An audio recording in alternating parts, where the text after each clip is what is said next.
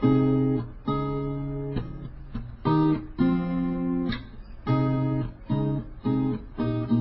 morning, friends, and welcome to Quick Thoughts Devotions.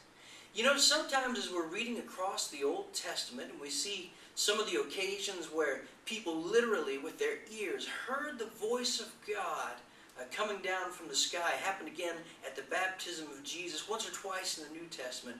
But some people have asked the question or made the statement, you know, if God would just speak to me that way, I might understand things. There seems to be this thought that the majority, or at least a large portion of the Scriptures or of the Christian life is sort of hard to understand, that there's no clear-cut lines or instruction given to us. My friends, the truth of the matter is, while there are many things that are deep in symbolism and need much study, and there's of course many different opinions about them, there is a great deal of material, and I'll even say the bulk of the Scriptures and what God intends for the Christian life is in simple black and white. My friends, the things that we need to know, those basic fundamental things, are written clearly for us in the Bible. Let's take a look this week at 3 of them. 3 places where the Bible gives us very clear instruction or example to follow for our life as a child of God. The first I want to talk about is prayer. Now, there's much said about prayer, but I go to one source on this, and that's Jesus.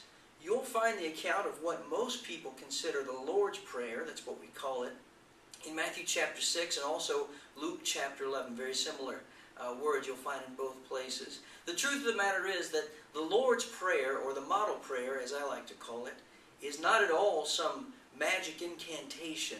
These are not words that are steeped in power such that if we repeat them, great things happen to us. But rather it's one of the best instances that I can think of how that the Lord gave us in clear writing an example of what we ought to do. Jesus said, when you pray, you ought to pray like this.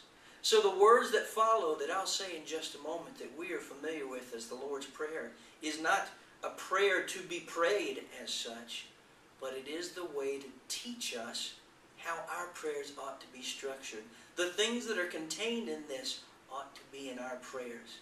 That doesn't rule out the fact when we're in a tight spot, sometimes all that we can get out is, Lord, help me. And that's all right.